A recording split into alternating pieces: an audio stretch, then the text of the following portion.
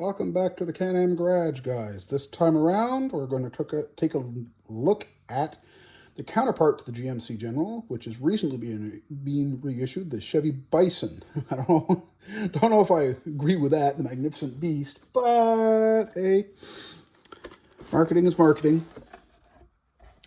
I will say this much: this is the first time it's been reissued, as far as I know. All the lights underneath the bumper, not nuts about those. That was right back in the time frame when Bisons were around to have all the plates and stickers on. Cool.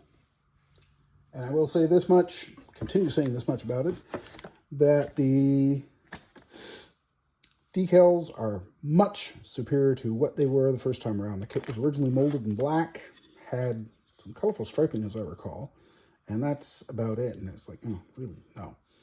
You can see the differences here between the Bison chassis and the Mack chassis in a previous video. The Mack chassis being somewhat different. This different engine, different setup for the fuel tanks, and I'm sure there's lots of other differences if we get into the kit. Some things are very similar. Oh, nice, I didn't cut anything. And we'll just undo the tape. Get into it.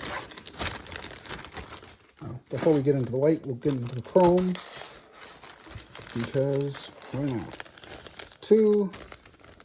One piece of sprue, two exhaust stacks, and partials, completes. It'll work good enough, let's put it that way. As I recall, they were not supremely detailed back then, not supremely detailed now. Can't expect everything. There's all those nice little lights underneath the bumper. The two stacks, the distinct Chevy insignia, beautiful. Flip it over, wheels,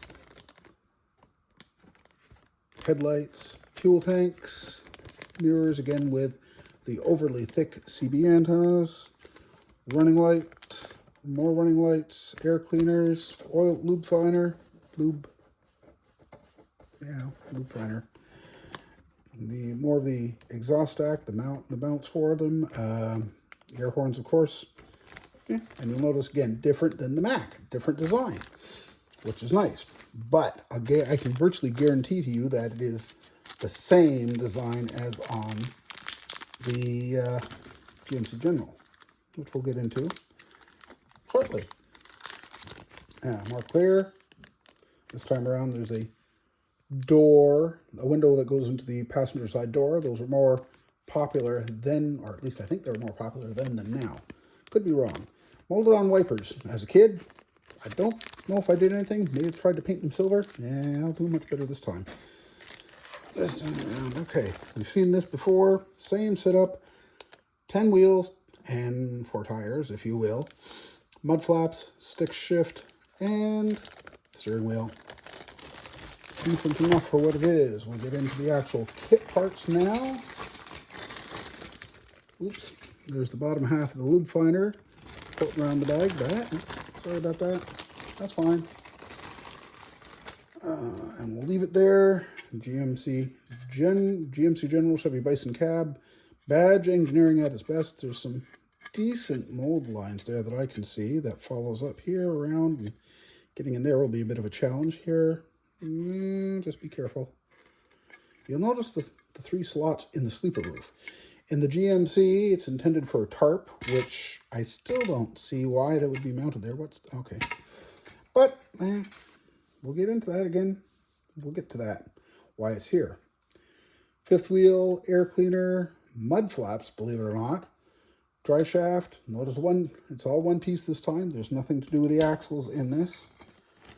Front quarter fenders, the steer axle, the rear frame, the mount for the 5th wheel. This time I guarantee you I know it's the mount for the 5th wheel. An airfoiler to go on the roof of the sleeper. Nice. Much prefer this to what they did with the GM. That's an idea. Who knows where this may go.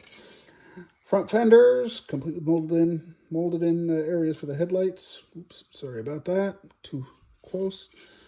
Battery box, drive axles, that I don't think you'll see much of, and you can disguise it anyway. Or if you really want to kill yourself at it, these can be filled in and made to look like what's on the full-size truck. Again, lightly engraved instruments. Can't see into those small windows much anyway, but you could do something about it. And now we'll do the, have a look at the decals. Just absolutely beautiful. Big Sky Bison Jerky Company. Cute. Oh, nice. And complete with gauges. Cool. Maybe you don't need to do detail painting after all. You know, there's 3 colors basically of stripes. You could really go to town and have fun with this little truck with whatever color you're going to do it with. I haven't decided what I'm doing yet, so. Chevy Bison. Oh, that's a more expensive paper too. We'll roll the camera up so that we're just getting everything. Parts, colors. Beige and yellow. Interesting color combinations regardless. Instructions are still somewhat simplified. Yeah, 15 steps. Do the decals and then do the remainder of stuff. No interior for the sleeper this time though, is there? No. That's all right. We can work with that. Regardless, nice little truck. Or at least I think it's a nice little truck. I like the nice little trucks. Always have, probably always will. Bring the camera back down to the appropriate level.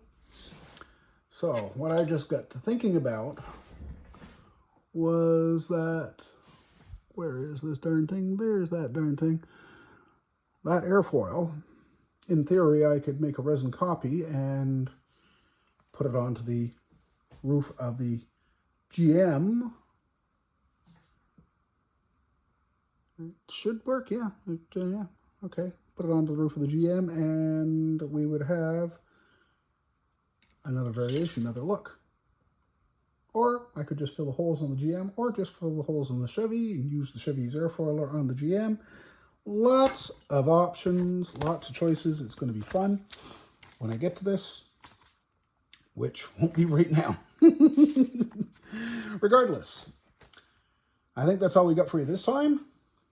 We'll see you next time at the Can-Am Garage.